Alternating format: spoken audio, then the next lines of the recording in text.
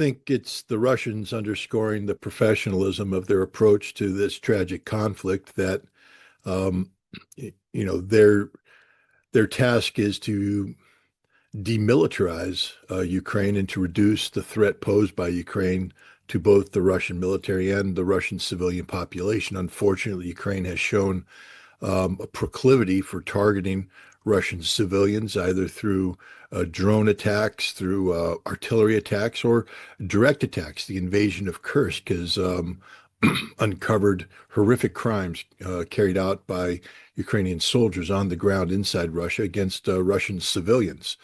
Um, the Russian military is tasked with protecting Russia, defending Russia.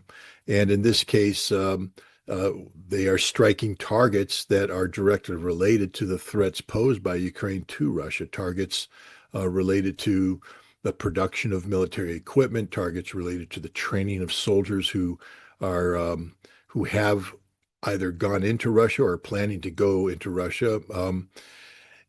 Purely military targets, and they compare and contrast that with the actions of the Ukrainian military, which, in the conduct of their uh, swarm of drone attacks recently, over 50% of the targets that they hit are exclusively civilian in nature. Mm. As an outside observer, what is the main difference between Russian airstrikes against Ukraine and Ukrainian strikes against Russia? Russia's strikes appear to have a military objective. I mean, everything is politics. We know that Clausewitz has said that war is politics by other means.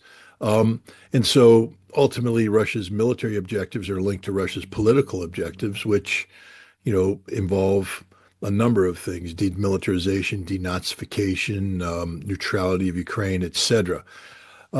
Ukraine's strikes are purely political in nature. There's no military aspect to these strikes. These strikes are designed to provoke Russia into carrying out retaliatory strikes of such a scope and scale that Ukraine would be able to leverage that into increased military aid and political support on the part of the West, which recently has shown that their enthusiasm to continue to support Ukraine is waning.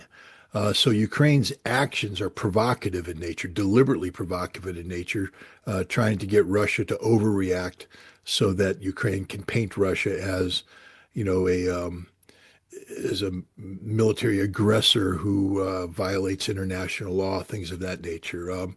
And because the Western media hasn't been capable of reporting fact-based truth, the Ukrainians have been somewhat successful in this regard, able to spin Russia's, retaliation attacks